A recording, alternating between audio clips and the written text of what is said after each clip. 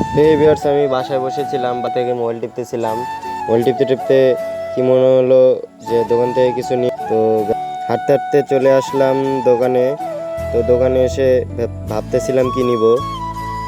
তো ভাবতে ভাবতে দোকানের ভিতর গেলাম। দোকানের ভিতর গিয়ে চয়েস করলাম যে কি নেওয়া যায়, কি নেওয়া যায়। পরে তো গাইজ আমি একটাই হচ্ছে যে ডেনিস নিলাম। এটার নাম হয়তোবা ডেনিস নিয়ে আসার দিকে রওনা দিচ্ছি। তো বাসার দিকে যেতে যেতে এটার নাম ভাবতেও এটার নাম কি। তো হাঁটতে হাঁটতে এসে দেখি হাসিবুল রাস্তার ধারে দাঁড়িয়ে আছে, দাঁড়িয়ে থেকে মোবাইল টিপতেছে। তো হাসিবুলকে জিজ্ঞেস করলাম এটার নাম কি। হাসিবুলও বল ডেনিস। তো হাসিবুল মোবাইল টিপতেছে। তো গাইজ আমি হাসিবুলের সাথে কথা বলে এসে দেখি মাহি ভাই রাস্তার ধারে।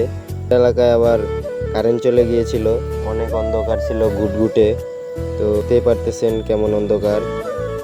আমি গুটি গুটি পায়ে হাঁটতেছিলাম, আমার বাসার সামনে চলে আসলাম। বাসার সামনে এসে দরজা নক করলাম, করে ঘরের ভিতর ঢুকলাম। ঢুকে দেখি ছোট বোনেরা বানাচ্ছে।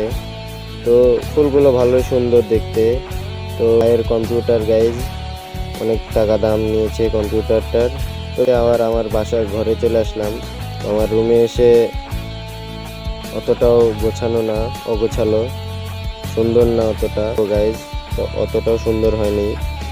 তো আপনারা রুমটা, আমি জানি আমরা গরিব মানুষ, রুমটা অতটাও সুন্দর হবে না। তো গাইজ আজকের ব্লগটা এই পর্যন্তই।